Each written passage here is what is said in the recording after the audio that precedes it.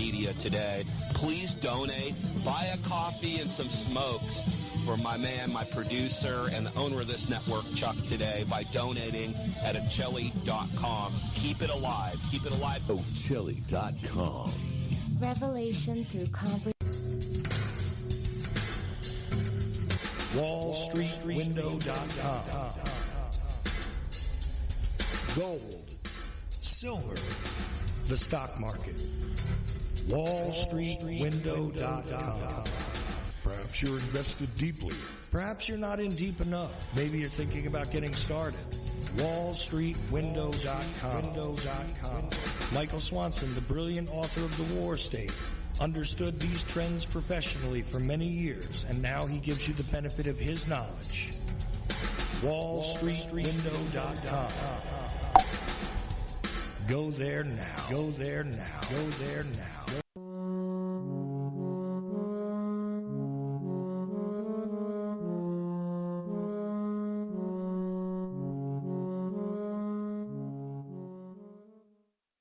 The views expressed by callers, co-hosts, or anyone else who happens to get on the air at Ochelli.com do not necessarily reflect the views of Ochelli.com or Chuck Ochelli, and we are not responsible for any stupidity which might ensue. Thank you.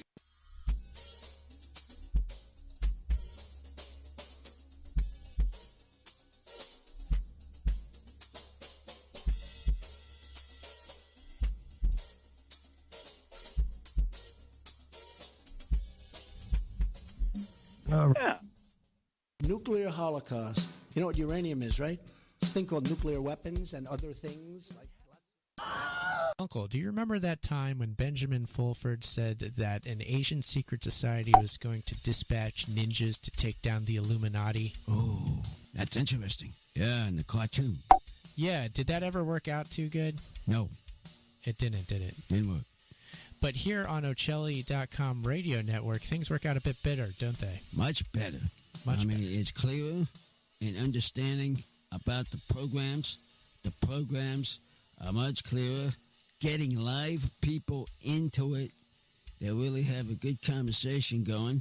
Much better. Much better scene. I say forget Benjamin Fulford and his ninjas and listen to the Ochelli.com radio network. I agree. It's straight to the point. Straight talk.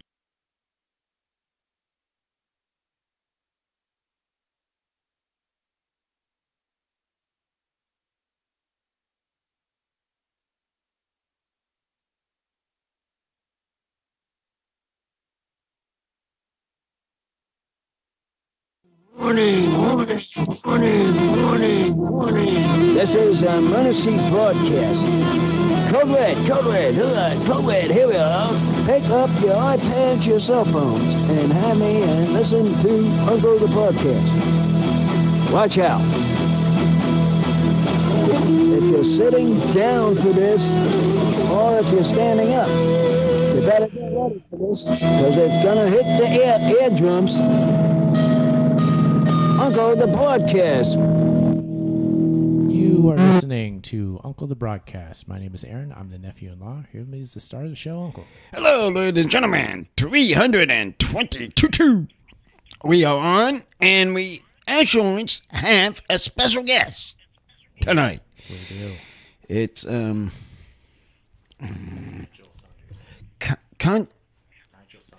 Condre. The Bonsai Zone. This is a very interesting guest, and I want you all to listen to you, sidekick. Listen very closely to this man. Okay. Hey, you're on the air, and you talk away. Hello? Hi, everyone. Nigel Saunders here. That's it. Saunders. Yes. Nigel, it's great to have you, man. You have a very exciting YouTube channel, sir. Yeah. Thank you for inviting me. It's an honor to be on your show. Yeah. Uncle, Nigel is a expert of sorts at the art of bonsai. Bonsai. I'm very interested in the bonsai system. One is to put it together.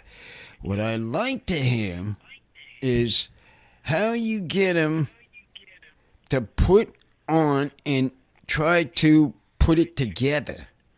And I want Sidekick here to understand to listen to your talk. Yeah. You want to know how to put a bonsai together, or how it grows up and how to get to put it sort of. What's the first step in making a bonsai? What am I saying? It's a first step. Is that the word? Well, the first step, you need to get a tree, and there's a lot of different places you can get your tree from. You can grow them from seeds. You can snip a cutting off one and root it. You can buy them from nursery stores and then make them into bonsai. Or you can dig them up from your garden or the wild and make that tree into a bonsai also. So bonsai is it's an art form of miniaturizing a tree, and they can grow in any size. You can have a bonsai that's a couple inches tall to one that's 3 or 4 feet tall, or even larger. So, yeah, you can get a tree from anywhere, and then the rest is just all techniques to miniaturize them. Small trees, Uncle. It's just that simple. Yeah, that's simple. It's that simple.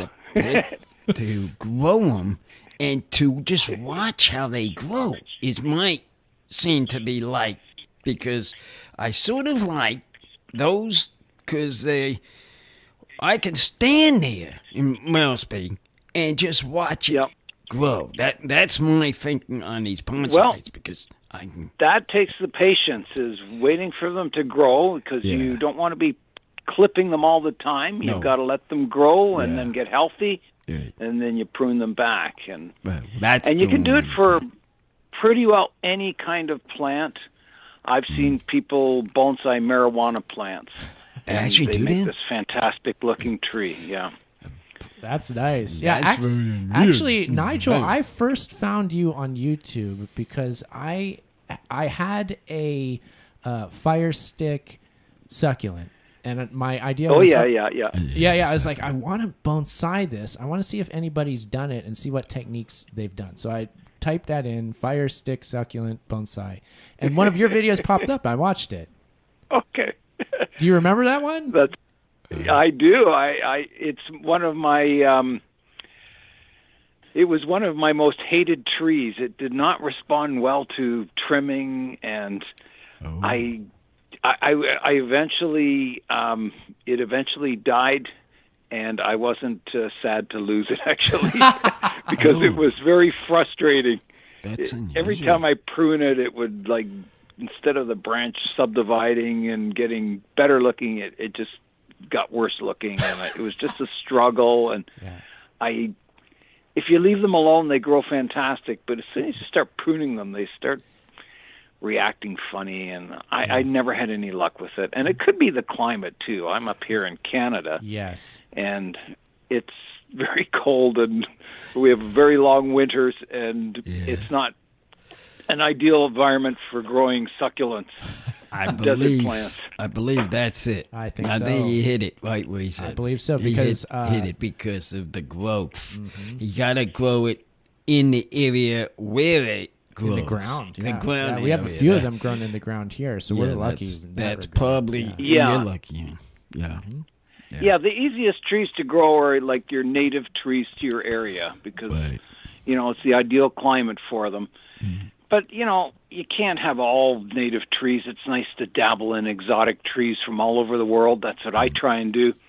I have trees from, I think, every continent on the planet Earth, and it's nice to have that kind of variety. I'm sort of, I guess, half a bonsai enthusiast, and the other half of me is a tree collector. I like collecting different species, and so I have about 300 trees on the go.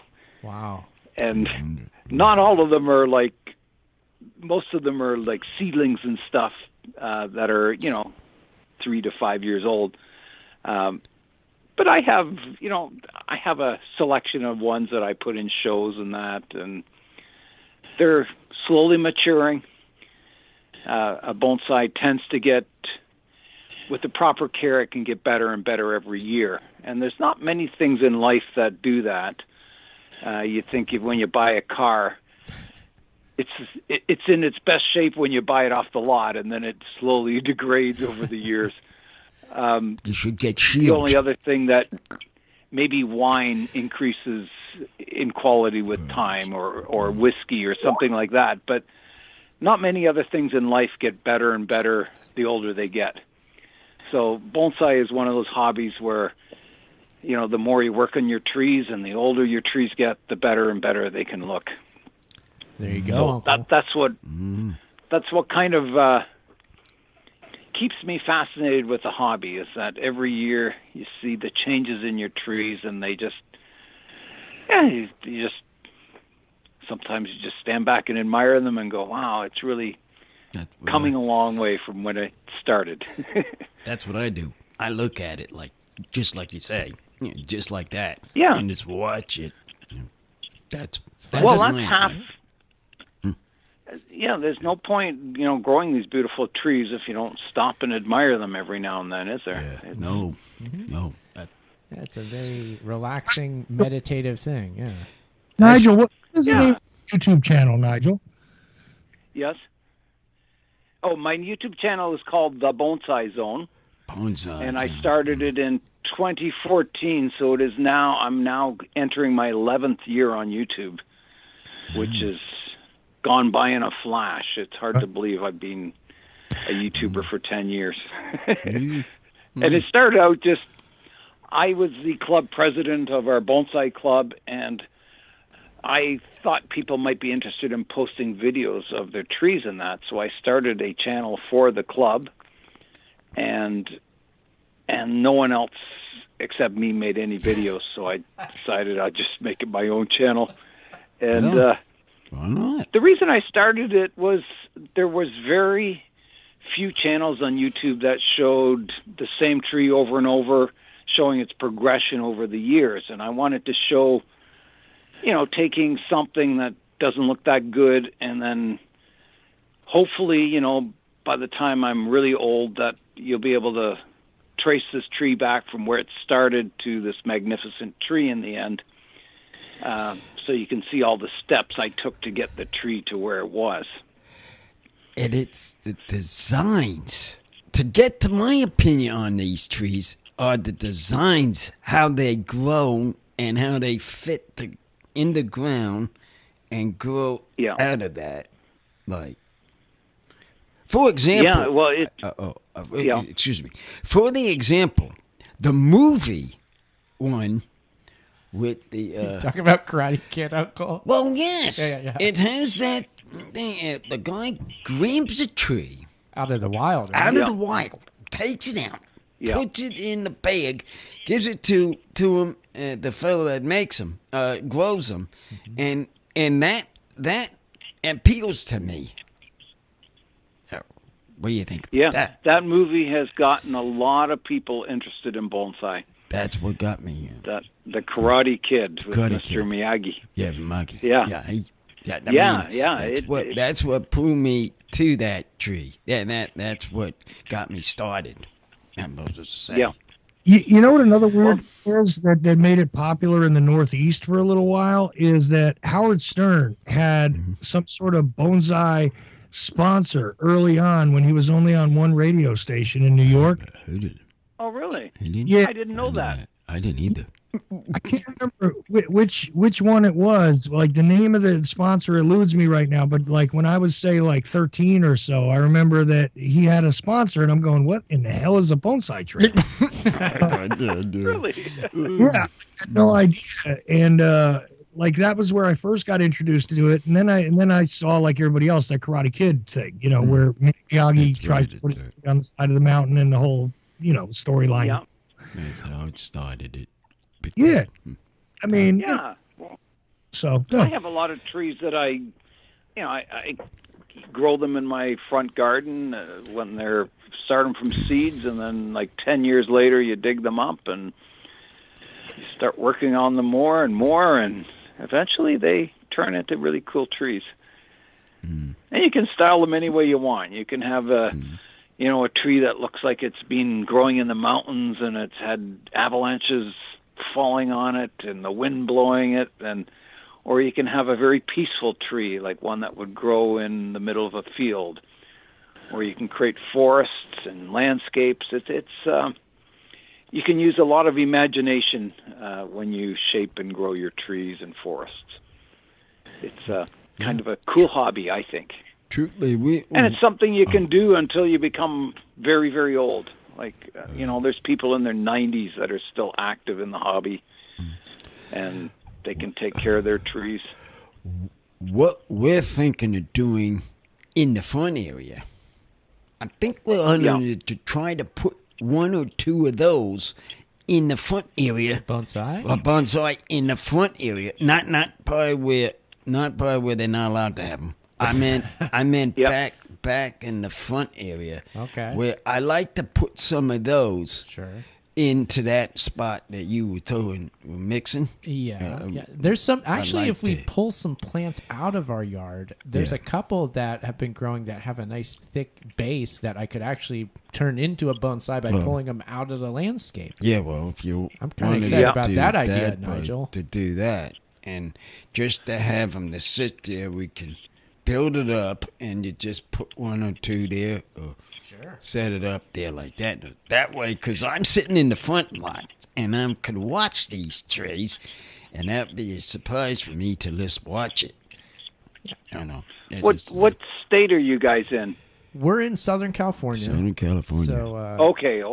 Yeah. That's You've why got we a had warm such climate luck. then. Yeah, we had the luck with the fire stick, like I was saying. And in fact, okay. I'll gloat a little. I think I've come up with a pretty cool technique to bonsai the fire stick that I've been working on. Yeah, I've been working on it for a few years. I'm kind of proud of it. Oh, cool. So one of these days I haven't really shown any pictures online, but one of these days I'm going to. I want to get to a real nice state, check what I want to be I would be proud of it and maybe share send it me some pictures someday. I'd like to look at them. I will. And maybe it'll inspire me to try again. I still have one on the go. I haven't totally given up on them. I still have one growing, but yeah. So one of the easiest trees to work with is like a ficus or something. You can buy them in the grocery stores, and they're inexpensive, and they can grow indoors. They like to be outdoors in the summer and the warmer weather, but they're a very easy tree to grow and hard to kill. So good for beginners. Yeah. But there you go. Yeah, there's what you got to do. Got to get a hold of ficus. Yeah. Plug it tree. Yeah. Teaching something. The sidekick here. Teach. Yep. Yeah. Yeah, he liked that. And it's funny, my YouTube channel, I have a lot of subscribers. And most of the time it's just me working away in my backyard with the camera talking to myself. And and I'm not really I'm not aware of the audience other than seeing a number of, viewers on your videos. And it wasn't until I went to the US National Bonsai Show this summer that I realized how many people knew me. It was really bizarre. We were pulling up to the venue, and there's this big lineup of people trying to get into the show, and there's people pointing at me. And then we went to the back of the line, and then all these people were coming, getting pictures with me and talking to me. And it was really strange because I'm not used to sort of being, I don't like to use the word famous, but well-known, I guess. And it was quite a surprise for me because I'm not exposed to that. So you'll be surprised. It was quite funny. You'll be surprised if when you start putting something on the YouTube thing like you doing, I mean, they'll come to you. You don't have to go to them. No, they'll come to you when they see something like that. The people that are interested. I had a very famous person, Peter Chan from the United Kingdom, who visited me this summer in my backyard. Oh. And when I got into bonsai 32 years ago, one of the first books I bought was by Peter Chan. And then to have him actually standing in my backyard was just absolutely surreal. It was like an honor, and it was just I couldn't believe that Peter Chan was in my backyard. Like he's published like 12 books on the subject, and he's world famous. And it was just amazing that I got to meet him. Yeah, it's pretty exciting. I'd say that your story is definitely one of those shining examples of, look, YouTube and the internet, with its ability for people to just share whatever creative outlet they have with other people, is this exciting opportunity now, right? Yeah, it connects you with a lot of people. It's now there is a downside to YouTube. I mean, there's a certain percentage of negative comments that you might get, things like that. You get the odd person who's not interested. Maybe not. Maybe not the most stable person in the world. Sometimes they're. But anyway, I would say 99% of YouTube is very positive, and I enjoy it. Yeah. I think you have to enjoy both bonsai and making videos, because half the work of YouTube is video editing and filming, and if you don't like the process of making videos, you're not going to last long on YouTube. You have to, Now it's kind of half and half. Had you done any editing before this, Nigel, or do you start because of the channel? I assume, right? Yeah, I started editing because of the channel. I've done some, like when I was young, my favorite thing to do was build models and then film them with a Super 8 camera, like doing special effects and stuff. And so I had, a little bit of not video experience, but filming experience, but not a lot. So it was all new to me when I started my YouTube channel. And I think I'm still learning. I don't think you ever stop. And it's always, YouTube is there's always, it's getting the content out versus the quality. Like if you wanted to make like a movie quality video, it would probably take you 2 weeks to make one 10-minute video of like every shot's beautiful and planned out. So you've got to balance, getting the work done and the videos out there versus the quality, and somewhere in there is a nice balance where the quality's pleasing to watch, and not too boring and not too fast paced. And I try not on my channel. I try not to preach. Like some people start a video and say, "This is how you prune a ficus," and my approach is just, here's how I'm going to prune the ficus, and you can watch me prune it.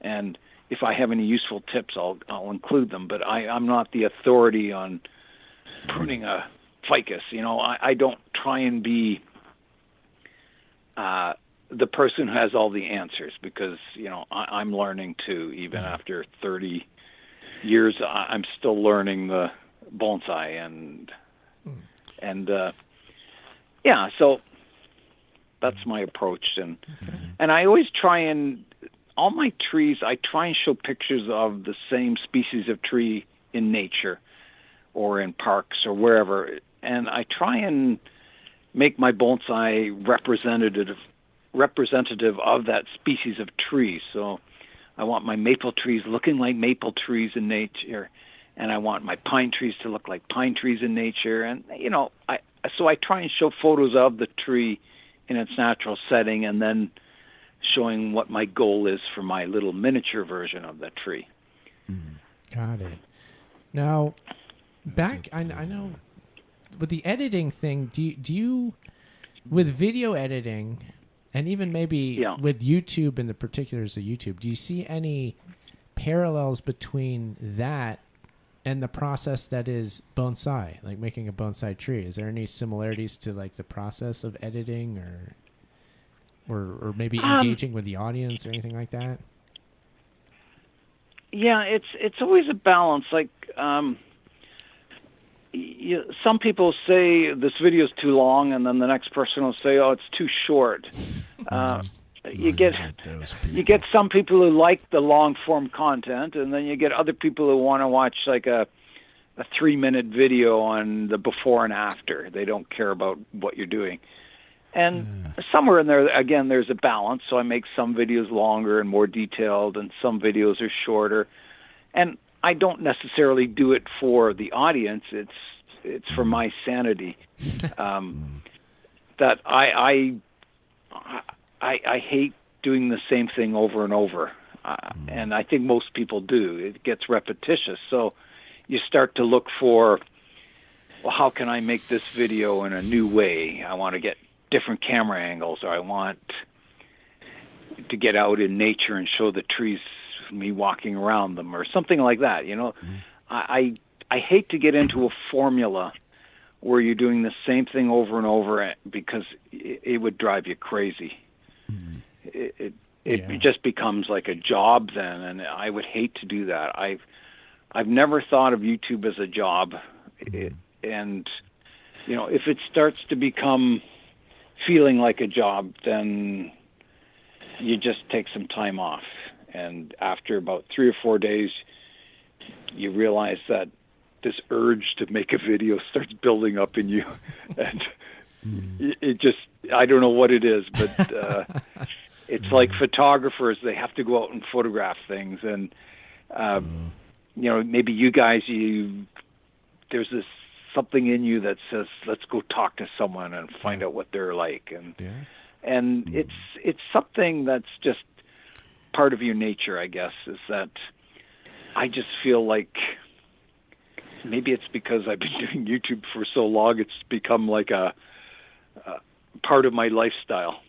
Like, I don't think I could prune a tree without talking about what I'm doing, and that I've never tried to prune a tree in silence and not video it. I haven't done that for sounds like broadcasting, right, Uncle? No, that's what you're doing is a proper thing you're doing, talking about it, because some people, like you say, don't even know how to do it. I mean, it has that kind of something to watch. That's my thing about it. That's my thought about it. It's helpful having somebody to understand, well, he's actually doing something about a bonsai, and somebody will I like to listen. Yeah, and I find most other bonsai channels, they show you pruning the tree, but they don't explain what their goal is for the tree, what their intended style is, and why they're doing this pruning. They kind of miss that step.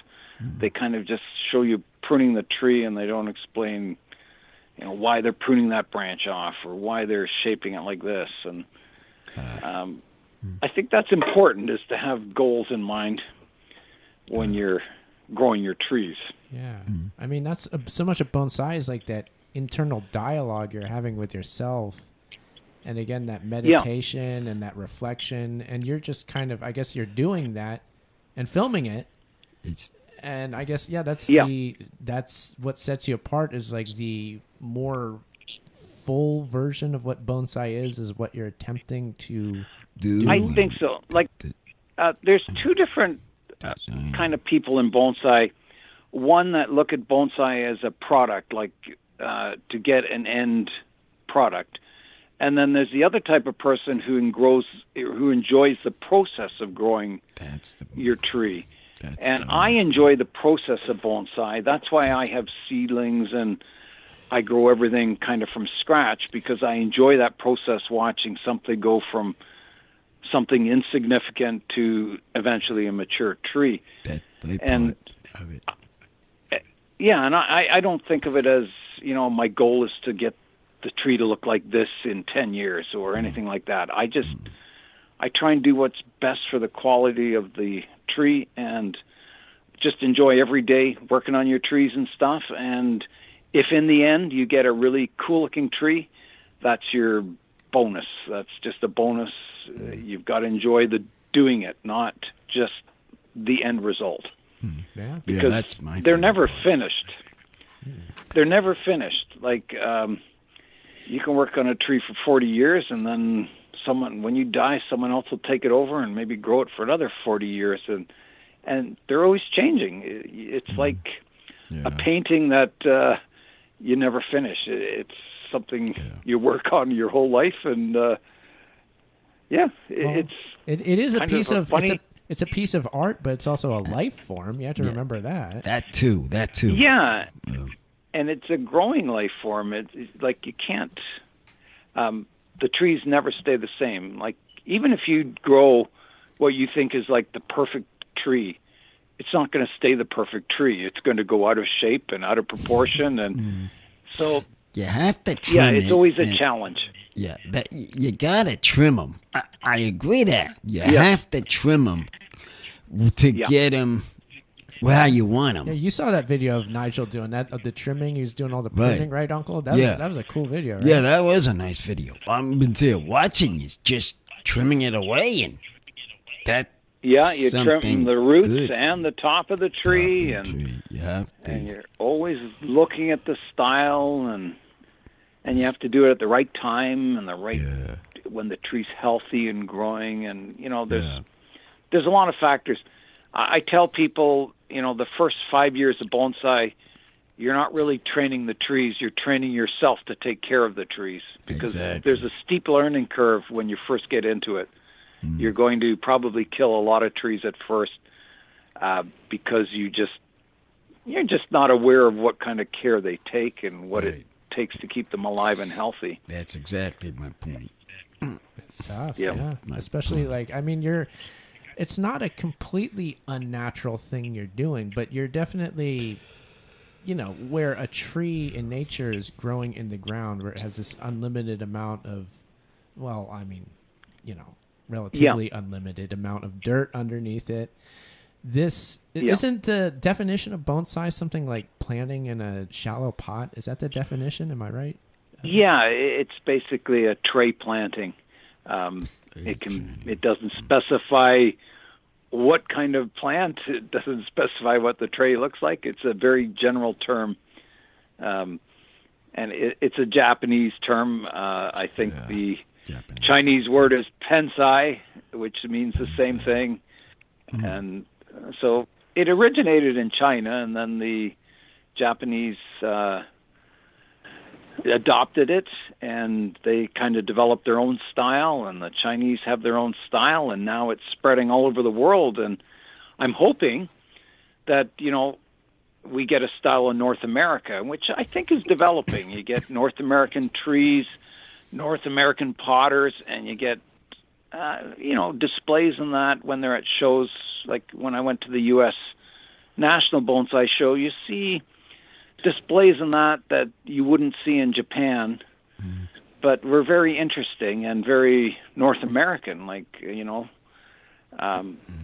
very interesting pot, stand, tree combination, style, and everything. And I think that's what you want. I think, I would like to see every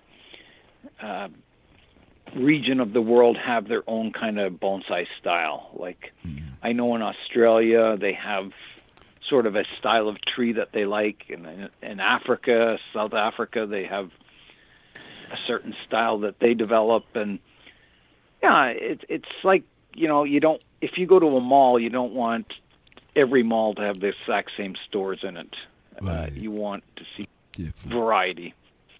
And same with bonsai. I think, you have to have a certain number of native trees in your collection that represent your area that you live in. And then I think that becomes, like for me, Canadian bonsai, and for you guys, American bonsai. And there's different regions of America. I mean, Florida has their ficus and their tropical trees growing, and California's famous for junipers, and I wonder in Florida if they do a bonsai in a shape of their kind.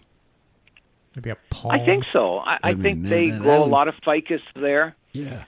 Because there's a lot of ficus in nature there, and Yeah, they have.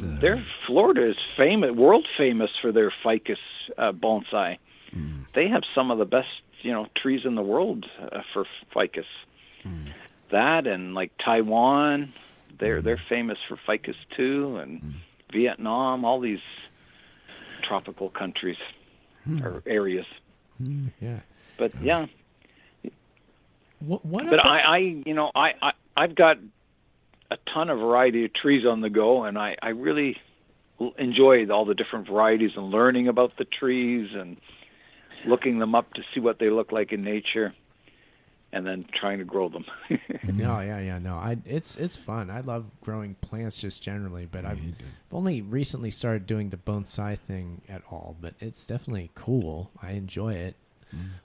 Yeah. What about? I mean, back to the YouTube aspect of the Bonsai Zone. Have you ever thought about going, or have you ever thought of going to one of these, like, I think they have like conferences and stuff where YouTubers like go and like they meet together. Have you ever thought about doing one of those things, or have you done one of those? I've never heard of one. They used to have in Toronto, Canada, which is about an hour and a half drive from me away.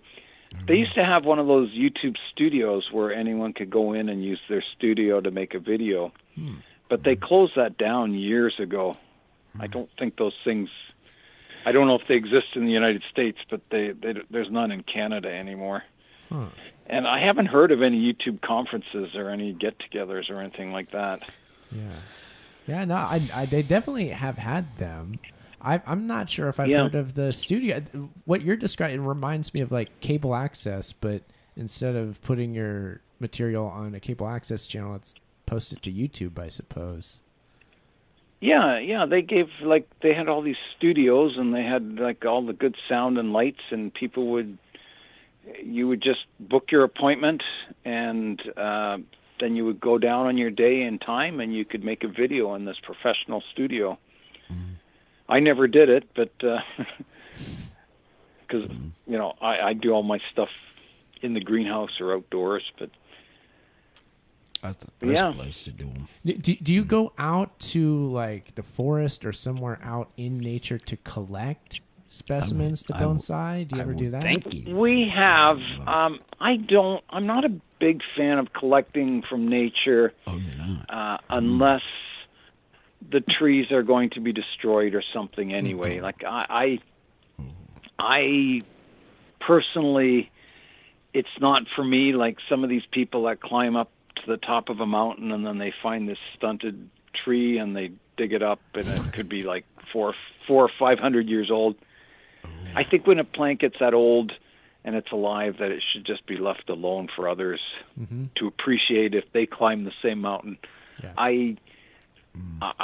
I think the whole goal of bonsai, or my goal anyway, is to try and grow a tree that looks like that tree that's up growing on the mountain, not to actually collect that tree. I would rather, start with a juniper from a nursery and then develop that to look like that tree.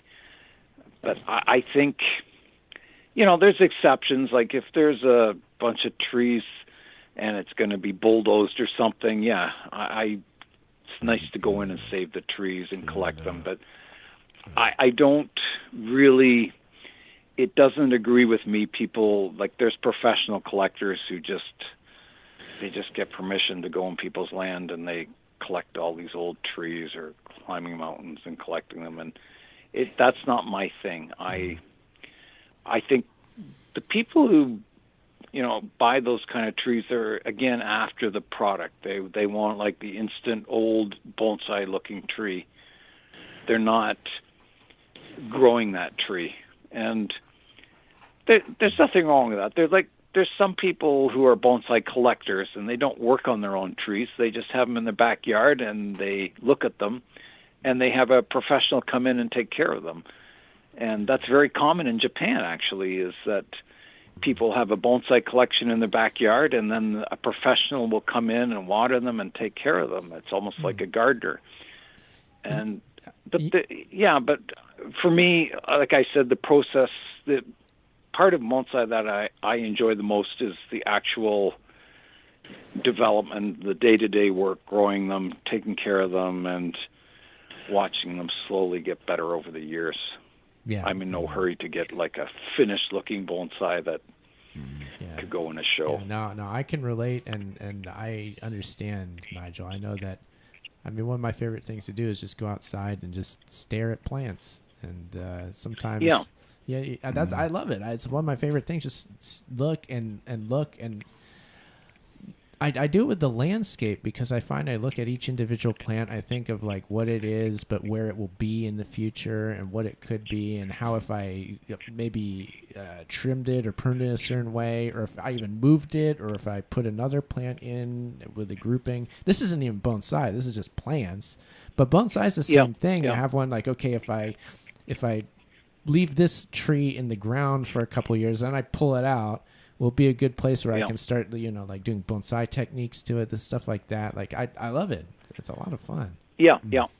Well, I would say, you'll enjoy bonsai. There's people who bonsai is a competition. There's people who grow their trees just to try and win best in show at the bonsai show and stuff, and that's their goal. They don't really enjoy bonsai. They have a lot of money and they buy the best trees and they show them. And so there's a lot of aspects to the hobby. And I try and show what someone can do in their backyard. Like I would say I'm a professional in the sense that I make some money off of YouTube. So I guess I would be called a bonsai professional, but I'm a hobbyist at heart. Like I do bonsai as a hobby. It's not, I never set out to make it a career on YouTube. I never expected my channel to grow anywhere close to where it is. I was amazed when it broke 10,000 subscribers. I was like, wow, there's 10,000 people who actually subscribe to my channel. And it's because they like the design. And that's my thinking too. Liking the design, liking something goes a little bit further, in your thought. Makes a difference. It's a difference.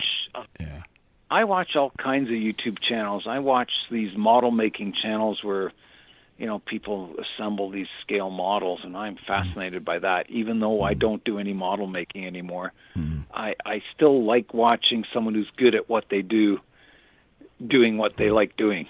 And I think that's a lot of YouTube, is that you get to see these people who maybe have obscure hobbies and they're good at what they do and they enjoy doing it, and it shows in their video that it's enjoyable watching these videos because the person really likes what they're doing and their enthusiasm kind of rubs off on you. Yeah, that's what it does me. It's contagious. That's what it does me when I see him doing one, and I just watch him, how he builds it and how it goes, like that. Yeah, it's that simple. Yeah. It's simple. That fast. Yeah. Yeah. So, Nigel, it's been great to have you here. I know it's late over where you're at. Did you need to get going soon, or are you okay? If you needed to. I can stay as long as you want. I'm available. Okay, well, I usually don't go to bed till late. I'm usually editing videos late at night. Nice. That's funny. That's a cool Half insight. my time I spend. I start videoing around 10 or 11 in the morning, and then I usually finish up by like 3 or 4 in the afternoon. And then I'll eat, and then after supper I'll edit the video, and then you have to process it into one video, and then you have to upload it onto YouTube, and then add all the titles and thumbnails. And it's usually I probably spend at least 8 to 10 hours a day on YouTube, and then I get maybe $30 or $40 per video if it's doing well. So That's my life. It's a lot of work, and I don't get a lot of money for it. It's kind of like, thank goodness I'm like retired, basically. Well, Uncle, a day in the life of Nigel Saunders. What do you think? That's pretty interesting. Yeah. That's very interesting, Bo. So what I'm saying is, this YouTube channel is a labor of love. It's not making me big money or anything like that. That's my point. I guess I'm trying to make. Uncle, he's not dissimilar to us. No. He's doing what we sort of do, but what we get on. I do a little extra stuff like these videos on Saturdays to watch. Oh, yeah. And we bring them into the shop and let people look at them, and I have my card in it. And for somebody to watch it, we watch old VHS cassette tapes and we live stream. Oh yeah. We listen to them on Saturdays. So that's if you're interested. Listen to those, and you ever go to one of those places. Look for that. That sounds interesting. Look for that, and you'll see my card in them. Make a party out of it. Yeah. It's a good that's time. what. Cool. Yeah. So, but yeah, I'm sure that Nigel's subscribers will find that interesting. The story of the waking up, making the video, the editing, and all that. Too. Because nobody gets to see that. No. All you get to see is just the finished product, right? It's like, there's a video. You don't realize how it got there. Yeah. Well, that's just. Then during the pandemic, I was making videos fairly regularly. And then I got a comment from someone who said they were working in the hospital with COVID victims or COVID people, and they said, I just love coming home at night, and I'm so pumped up from working like a 12-hour shift that I need to relax, so I put one of your videos on. And they just thanked me for making them, and I kind of that kind of inspired me to make kind of a video every day. So I was making a video every day for I think 4 months or maybe even more without skipping any days. And then I get like people in the U.S. Army who watch me over in they were watching me over in Iraq. Oh. And it just surprised me. I've never ever considered that people in the U.S. Army would be watching bonsai videos over in a foreign country, and it's kind of surprised me.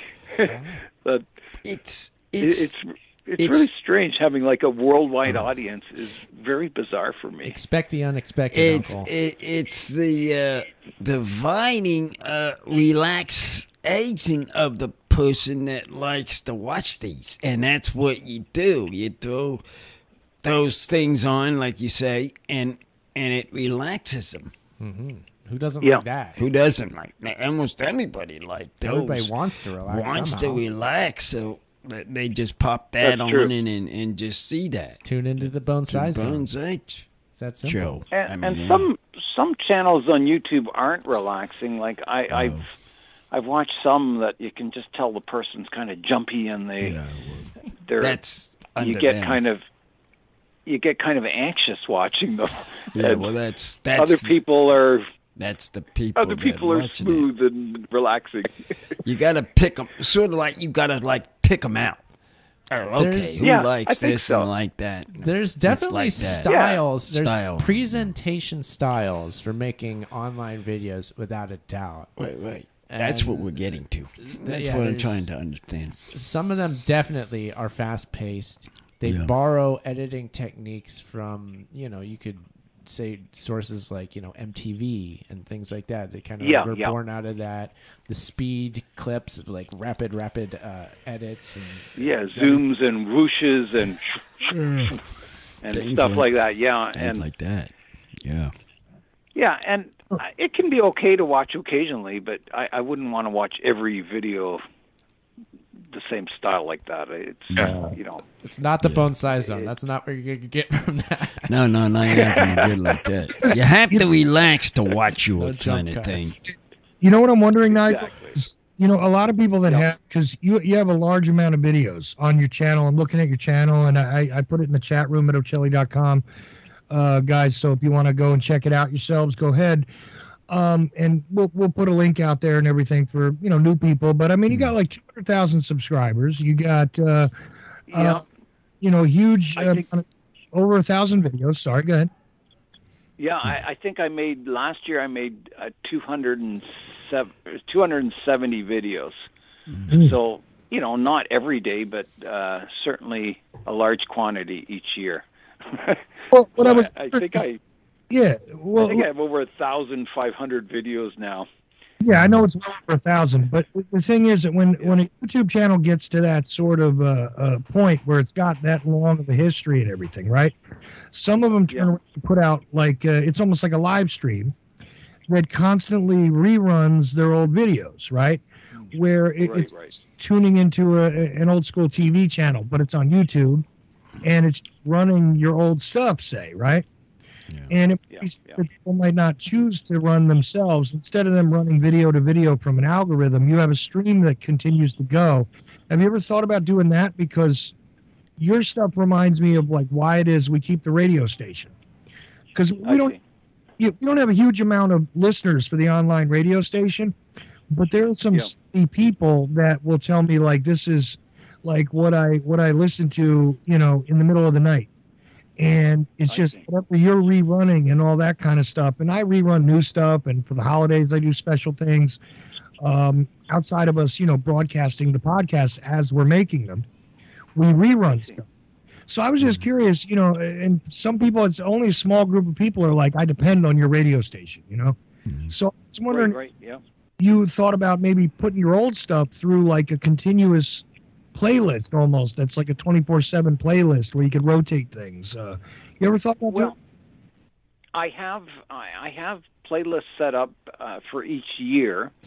Mm-hmm. So you can click on a playlist for season 8, for instance, and you can watch all the videos made in that season.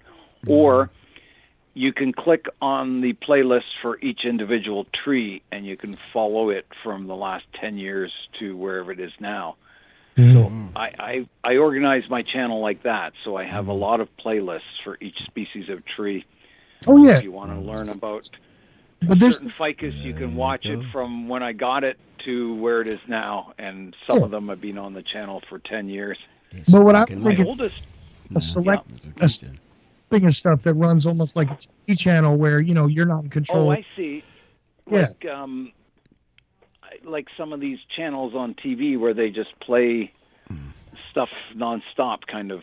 Yeah, there's people on YouTube that are doing that now, like not just using the playlists, right? Where they're just streams, and some of these older channels I noticed have started it. I'm just thinking it's another way that viewers there, they still give you the commercial revenue. I've never done any streaming. I've never done any live streams or anything, and I don't know. I don't do the YouTube shorts.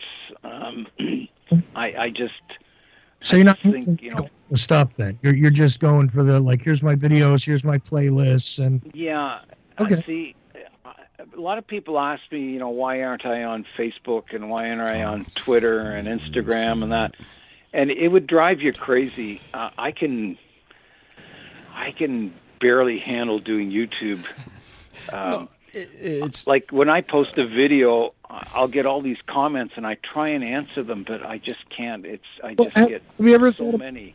Yeah, have you ever thought about maybe turning it into a Roku channel or something too? Like, one of these other things where it's like part of because there are these little niche channels on Roku, by the way, that do stuff like this. Like I know there's something on there that's like for like dollar store crafting. Somebody showed me a channel. Okay. Go to the dollar store, you pick up stuff, and you can make, cool, decorations and gifts and things out of stuff from the dollar store, right? So it's like the cheap crafter. Yeah.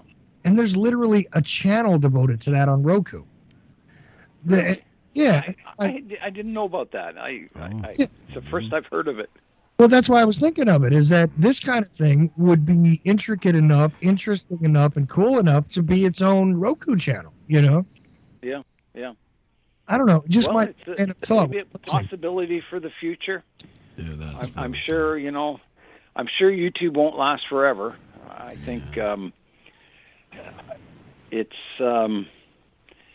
it's changing YouTube. You know, it's going definitely more for commercial content rather than the small creator. Well, right. No, I understand. And again, I had a YouTube channel for, I don't know how many years. Let me see, 2008 to 2022. I guess it was, 12, 14 years. Yeah. Wow, that's amazing. Yeah, I mean, they took it away because I was controversial, but it was because their community standards changed, not because of me, really. It was, they started flagging for stuff I put up there 8 years ago for no reason, things like that. But it was, it was an interesting. I'm very lucky, actually, that my topic of bonsai is very. There's nothing controversial about it.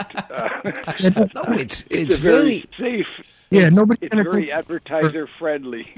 It's very, very interesting to me. I mean, and it sit there, I could watch it almost all day. How could you just watching a tree? It's custom made for advertisers too, because I mean, the Home Depot could advertise with you. The big corporate sponsors hop in on you because they sell plants at Home Depot. It's the logic that simple, right? And if you're into this hobby, you definitely want to go buy your stuff. Now, maybe you don't want to buy it at Home Depot, but local plant nurseries, any of these kind of things could all drop in there. And I'm thinking, as long as I don't start talking about events in the world and that, I'll be pretty safe with my YouTube channel, I think. Yeah, don't sculpting your trees in the Donald Trump, and you'll be fine. Yeah. Don't go near that guy. Talking politics. Do not go religion, politics. Don't go near that guy, please. You don't want that. Do what you want to do, but that. Yeah, you get medical. But you guys aren't Donald Trump fans, or? Oh no, not me. No, not since he happened to do what he did in the White House. Ever since that happened, I dropped this case. Yeah. I mean, he shouldn't even be running, in my standpoint. I thought that was all like planted FBI and that were leading that insurrection, and that they were trying to get people to go into the Capitol building, and it was all kind of set up by the feds. So you never have political side talk during your bonsai demonstration? Oh, well, yeah. Well, no, it just came up, that's all. No. I like it. Yeah, this is a different side of Nigel Saunders that I think people will be interested in. Oh, you like it too? Yeah, it's cool. Yeah. Oh, I didn't. Well, it's interesting, like Nigel will get banned on you. Up here in Canada, we get a different view of U.S. politics than I think people in the United States get, because we're kind of looking at it from the outside, not from within. I see. And you're looking at it a different way. And by the way, Nigel, we never did have those YouTube studios here in America. No, we never had that here. That's. Oh, really? Okay. Yeah, I don't remember hearing about that even. Yeah. Yeah. Well, I know there was one in New York City. There's one in Toronto. Yeah, briefly, there was one in New York, and there was one in the in the headquarter building in California briefly, but they quickly got rid of it in America. Okay. Yeah, I don't know why. I don't know the whole reasoning behind it, but I do know that it in Canada for a while. That's where I heard of it. Maybe they don't want to encourage the small content creator. They would rather That's true.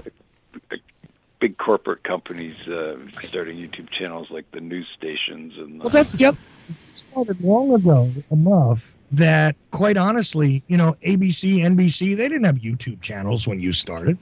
Where'd this YouTube come from? They say. Well, they used to make fun of such things, and I remember big radio people calling podcasters losers and things like this. Now they all are rushing to get them. Now they all have podcasts. But when I started YouTube, if a channel had 1 million subscribers, it was huge. Right. But now 1 million subscribers is not a big deal anymore. It's a big deal, but it's not. Yeah, that $30 not like it was. Yeah, the $30 talking about making off of a video, I could do that off of 5,000 or 6,000 subscribers back in the day. Yeah. And it was like that. And yeah, if you had 1 million, that was great. But then they started having these people doing these weird videos. See, that's the thing. People did all kinds of weird experimental things on YouTube. It was kind of interesting.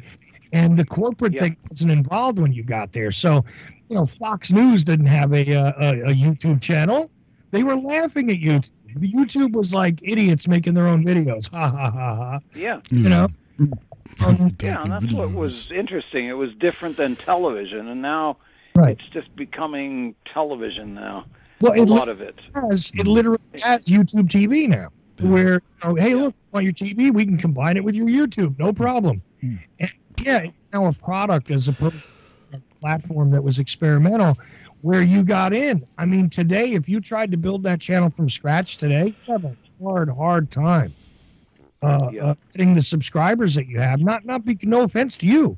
Your videos are very cool. They look nice. They're all that stuff. But sitting out there lost because you wouldn't be at the top of the bonsai, Somebody it's very hard to start a new channel.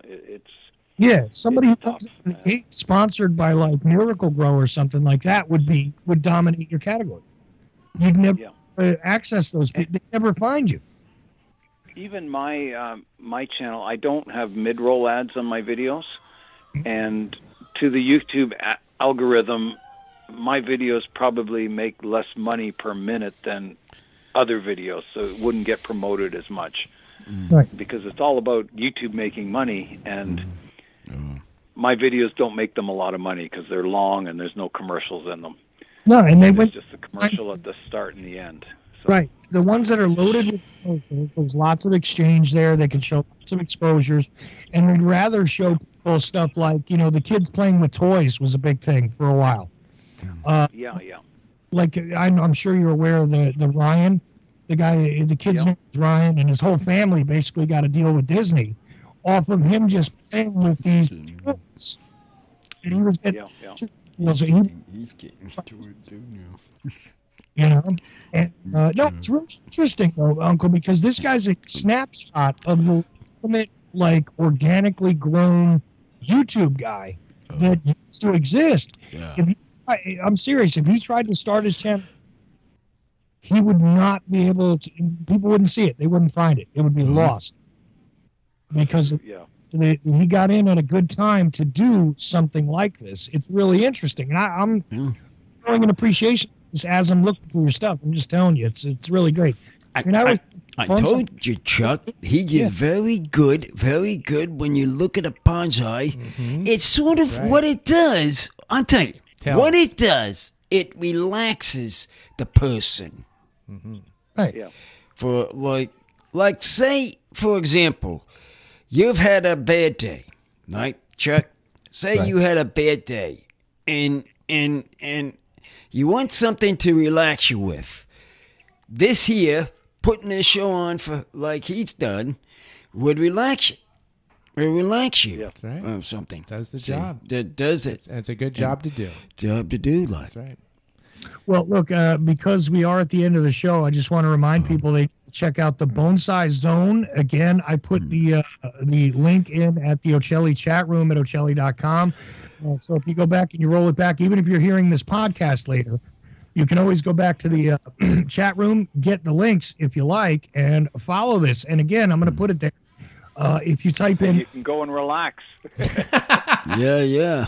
At the Bonsai Zone. Okay, literally, that's the way it is. Again, I'll put that link in the chat room. But I encourage you guys to check it out. Much. It's very cool, and I've never heard of them before.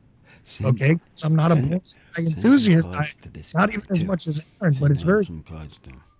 So there you go, guys. It's in the chat room again. And Nigel, this was really great. Well, thank you very much for having me on the podcast. I really appreciate it, and it was really nice talking to you guys. I really enjoyed the conversation, even though we didn't get too far into some of these other topics that aren't bonsai related. But it's best to stay away from them, I think. Yeah. Well, we appreciate you indulging us, Nigel. And it's been great having you. Thank you so much for being here, man. Yeah, Nigel. Well, thank you for having me. And Nigel, and have a good night. Oh, and Andrew, if you want to talk to us anytime, you're welcome to call or you know All our right, thing. that So sounds You know the thing. Yeah, we'll stay in touch, sir. we'll be in touch with him. Perhaps Aaron will do a part. All right. Yeah, that'll be great. I would love to see that. Yeah.